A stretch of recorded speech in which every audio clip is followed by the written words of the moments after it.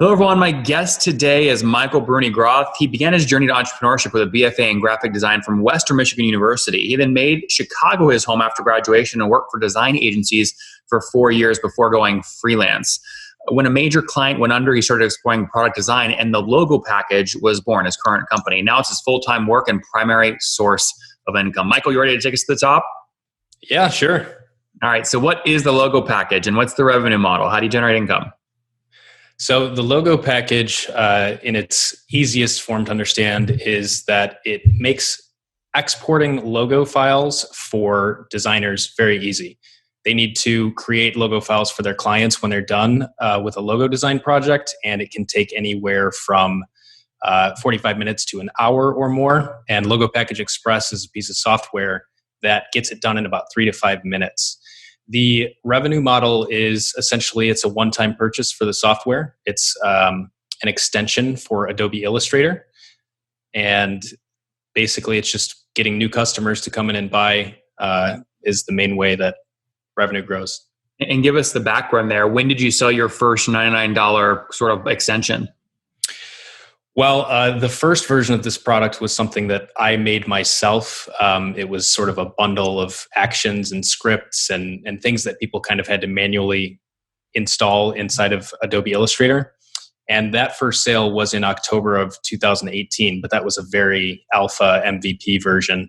Once that started selling, after I brought on some affiliates, in January of 2019, I decided to make the investment to actually get an extension, a plugin developed for Adobe Illustrator. And I didn't have that skill set, so I looked for developers, and I found one. And the extension version, the most current iteration, launched in May of 2019. And what would you say you invested in the development to get that thing launched? It was about $5,000 to do the development, but most recently, I'm about to launch a new version of the extension actually, and that was closer to $15,000 for all of that work. So okay, and let's go at the beginning there. Let's go back to pre-2019, right? So when you were using affiliates to sell your first iteration of this, walk me through a couple things. First off, let's start with let's not bury the headline. How much did you sell pre-change, pre-development of the package today? Before I developed the extension, I launched to an email list of 36 people. So I don't know how much you can expect to make off that. But my launch day, I made 2 sales, and then within the next 3 months, I made another 2 sales. So I had some work to do. But once the affiliates came through, I was able to make my first $1,000 in sales. And that really motivated me to go ahead and hire the developer. So it wasn't until that extension came out that it really started making good money. How did the affiliates find you, and why did they agree to sell a product that was so new and so early with so little in sales?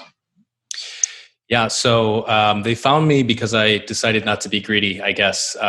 Around Christmas time, 2018, somebody reached out who wanted the alpha version of my product, but they couldn't pay for it. And they told me that they would introduce me to some people if I gave it to them for free. So I just went out on a limb, and I ended up getting an introduction. I received an email that said, hey, I've got the largest active Facebook group for logo designers. I'm ranked #1 on Google for logo files. Do you have any kind of affiliate scheme? And I said, what group was that? This was the Logo Geek. Well, I guess it's just Logo Geek. And the guy who runs it, his name's Ian Paget. He's based out of the UK. Interesting. So the person that you gave a free thing to introduced you to the Logo Geek, and the Logo Geek said, let's make a deal. Yes, that's correct. Interesting. Okay. Was it effective, and what deal? I mean, what % of the sales did you give him? Well, I was very new to the idea of affiliates. So I kind of made an insulting offer of about 5% when we started. But he gently guided me towards a better number.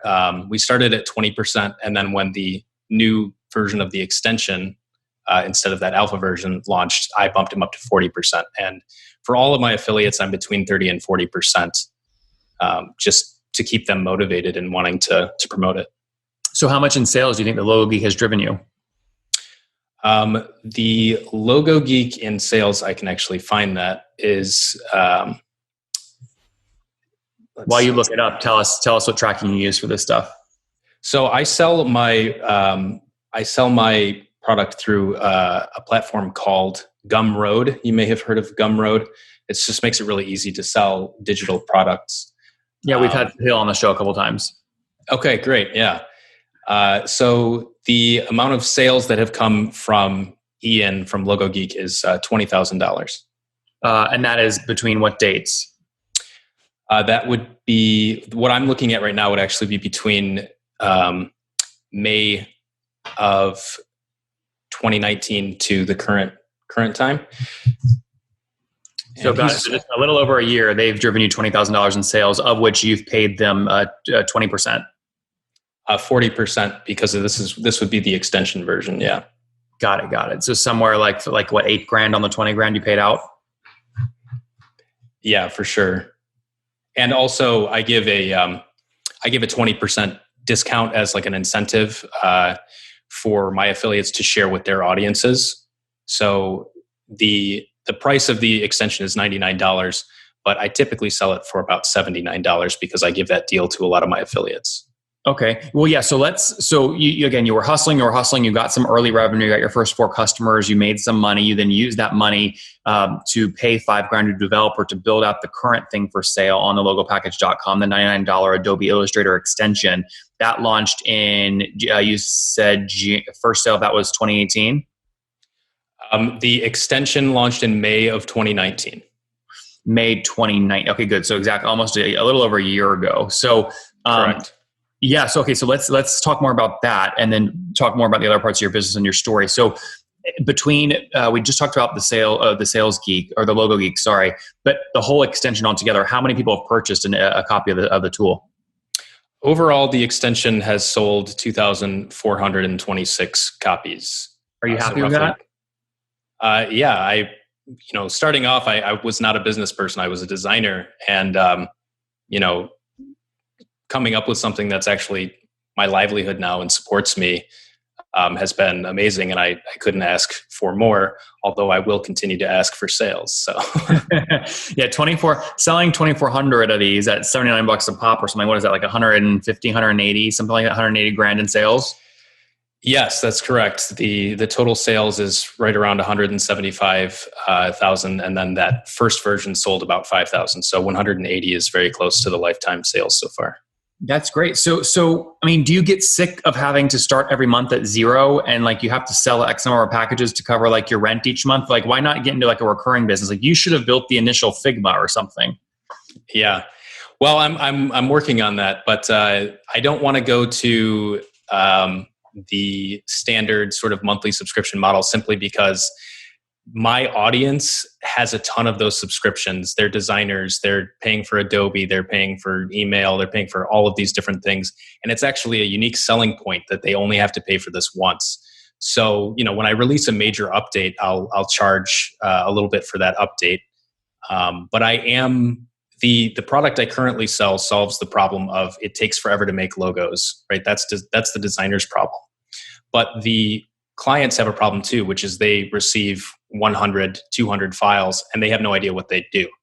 So I'm also working on solving that portion of the problem. And that solution will definitely be a monthly recurring sort of more standard software as a service model.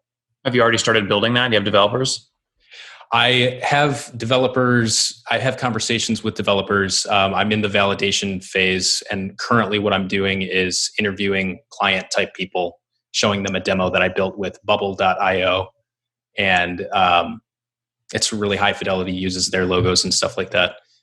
I'm getting their feedback because ultimately designers have to pay for this new tool, but clients have to want to use it or else designers won't pay. We have a pretty large audience on the show. Can you show us the bubble? Can you share your screen and show us the bubble? Give us a preview. Yeah, I can do that. Let me just have to open it up here. I'm putting you on the spot here, so I'll talk while you open it up because this wasn't planned. If you're listening to the iTunes version of this right now, you will not see this. But if you go and look at this episode on YouTube, you will see Michael about to share. What do you use? What tool do you use? Bubble.io? Yeah, this is called bubble.io. Yeah, so he's going to use bubble.io, which it sounds like is maybe similar to InVision. You can build high fidelity specs he uses this to walk his users through, his early potential users through sort of a demo or walkthrough to sense if they're willing to pay for something like this. And then once he thinks he has something they're willing to pay for, he'll actually invest the time and money to take the designs and pay the developers to make it live. Is that right, Michael? Yeah, that's exactly right. I know a lot of people like to build something as quickly as possible and then pivot when it doesn't work. I'd rather build something that I'm pretty sure is going to work, especially because I don't have huge teams of people either. It's usually just me and a developer that I partner with. So yeah, you'll have to enable the screen sharing. Oh, yeah. Go ahead. New Zoom feature. Should be good to go. Sure. All right. So what are we looking at? Okay. So essentially, like I said, the extension for Adobe Illustrator exports a package of logo files that are all sorts of variations and that sort of thing. You can get a couple hundred files in that package, and a client maybe doesn't know what all those are for. So this tool would be called the Thelogopackage Portal. And with Thelogopackage Portal, you could sync all of your logo files from the extension to this portal, sort of cloud-based hosting for these logos, and generate a share link that you send to your client. The client opens up the link and they get access to this sort of dashboard. And then it's really simple. It's just, usually a client or a business person, a lot of people listening can probably relate. They just get asked for some kind of logo. Hey, we're a printer. We need a vector logo or whatever. So basically, there's just two really simple filters. You can filter by color, and you can get all the different variations of your logo in the different color schemes that are available. And then there is also a use filter. So basically, I need to use this logo on my website. I need to use this logo for social media. I've got to put it on merchandise or something, right? Wait, can you click on a couple of these? Yeah, I will. So they're not going to change the look because, you're always looking at the same logo. But we do have a little context bar down here that will give additional context to clients who sometimes they don't have the knowledge that a designer does. What's a PNG? Well, you can click on that, get a little tooltip, see what a PNG is all about. Why would I use something for social media? Can you click social media? Yeah. So, I forgot we're not looking at a real thing. I keep forgetting. This looks very good. It's not a real thing yet. But if they click that, they'll see like Twitter, Facebook, LinkedIn. This is just a definition. This is just like a suggestion of why you would want to use a logo for social media. Usually it makes more sense than, people know why they want to use logos. But what's really cool when you do a vector though. Why would you click a vector? No, what would I click on here? Like, I don't see a link that says click here to download vector, like the vector version. Exactly. So what we're doing is we're using these basic filters to suggest to you the right thing that you should use. So if you come to printing, well, now you need a vector. And if you didn't know why, you could read about it and you get that vector by default. But if you're a really advanced user and somebody said, hey, I need an EPS file, then you can open up the advanced filters and you can see the different file formats that are available based on the other filters that you've selected. So just because we're running short on time, you're giving these demos live to people. This is like you're building this real time. How do you get to ask the tough question? You sense good energy on the demo, and you want to figure out if they're willing to pay for it. What question do you ask to do that digging? Yeah. So the question for the client isn't if they want to pay for it, because the client gets this link for free from their designer. I've already asked that tough question to my designer audience. What I'm asking the clients is this easier to use than your current system of like digging through a ton of different folders or? And I get that. Sorry. I totally see why this is valuable. But talk to me though, because if the designers are not going to pay for it, you're not going to build it. That's right. This is why you're doing it, right? So talk to me about the designer question you ask. When you give them a designer a demo, how do you ask them, what are you willing to pay for this? Well, basically I asked, do you find this valuable? Do you think your clients are going to use this? And then Michael, I love it. Yeah. Then I say, or I did ask, would you be willing to pay for this? That was my first question. Would you be willing to pay for this? And about 75% of the people I interviewed said they would. So then I sent out a big survey with a demo and I got 350 responses. And that was a little more specific. They were telling me sort of price ranges that they would pay, so on and so forth. So I did ask. Say join beta, click here to prepay now, and you'll be first to get it. No, because I wasn't sure when I was interviewing designers if I was actually going to build it. because ultimately the clients are the one who really have to sign off on this. You can just refund them all if you don't end up building it. But the idea is like, how do you go to collect cash before you start paying developers to build it? Because then you can use the cash to pay the developers. That's the ultimate arbitrage.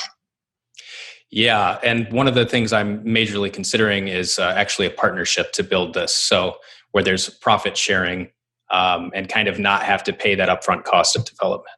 Very cool. Well, let's kill your screen and go back to just our faces. So this is cool. So you guys just got an inside scoop of sort of how Michael is going from, he's sold a bunch of, like he's generated cash flow by selling this extension on his site, thelogopackage.com, about 170 grand worth. He's now thinking about moving into sort of a subscription plan with this new UI. This would be inside a website somewhere, right? And they pay a subscription?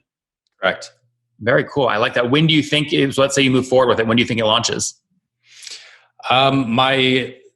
My estimate right now would be somewhere in March of next year. Okay. And you've done all this bootstrapped, right?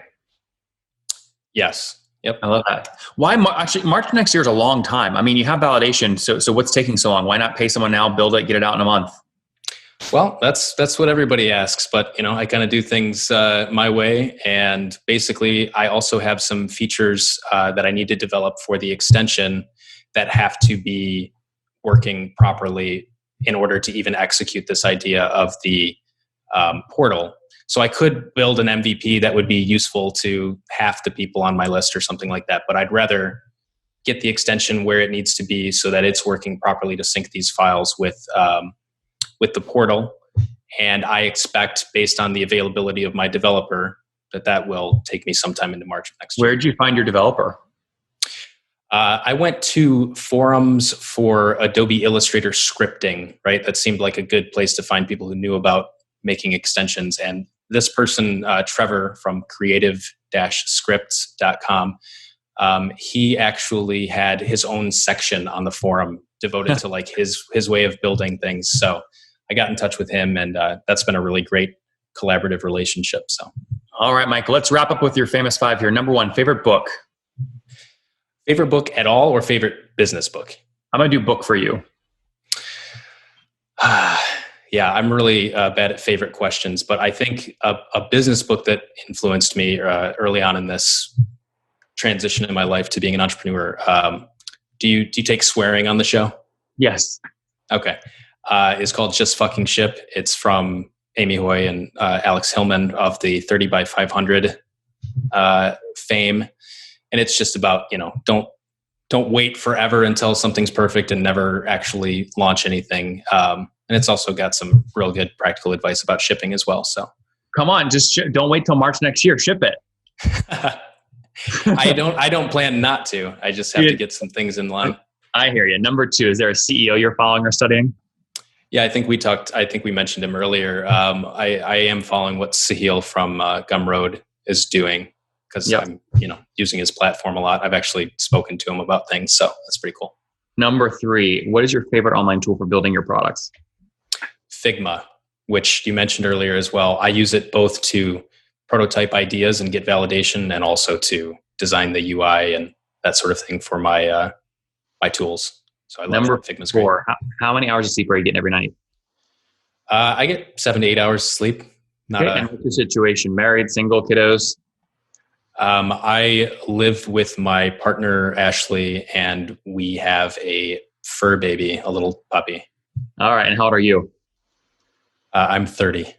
30. Last question. What do you wish your 20-year-old self knew? Don't be greedy. Because, that paid off for me when I got my affiliates and that started on this pathway. And I think 20-year-old self maybe would have tried to keep as much money as possible. And now I give it away a lot in terms of affiliates and that sort of thing. So don't be greedy. Thelogopackage.com, guys. A smart guy, creative guy is basically bootstrapping his what will be a software company one day, but he sold 2,426 versions of his Adobe extension software at $79 a pop. A lot of those sales coming through affiliates that he's lined up, like the Logo Geek Facebook group, which has driven him $20,000 in sales. He's using Gumroad to build all this, now thinking about building a software tool for clients to easier manage logo designs they get from their design team. We'll see what happens. Michael, thanks for taking the stop. Yeah, thanks so much. One more thing before you go. We have a brand new show every Thursday at 1 p.m. Central. It's called Shark Tank for SaaS. We call it Deal or Bust. One founder comes on, 3 hungry buyers, they try and do a deal live, and the founder shares back-end dashboards, their expenses, their revenue, ARPU, CAC, LTV, you name it, they share it, and the buyers try and make a deal live. It is fun to watch every Thursday, 1 p.m. Central. Additionally, remember, these recorded founder interviews go live. We release them here on YouTube every day at 2 p.m. Central. To make sure you don't miss any of that, make sure you click the subscribe button below here on YouTube, the big red button, and then click the little bell notification to make sure you get notifications when we do go live. I wouldn't want you to miss breaking news in the SaaS world, whether it's an acquisition, a big fundraise, a big sale, a big profitability statement, or something else. I don't want you to miss it. Additionally, if you want to take this conversation deeper and further, we have by far the largest private Slack community for B2B SaaS founders. You want to get in there. We've probably talked about your tool if you're running a company or your firm if you're investing. You can go in there and quickly search and see what people are saying. Sign up for that at nathanlatka.com/Slack. In the meantime, I'm hanging out with you here on YouTube. I'll be in the comments for the next 30 minutes. Feel free to let me know what you thought about this episode. And if you enjoyed it, click the thumbs up. We get a lot of haters that are mad at how aggressive I am on these shows, but I do it so that we can all learn. We have to counter those people. We got to push them away. Click the thumbs up below to counter them and know that I appreciate your guys' support. All right, I'll be in the comments. See ya.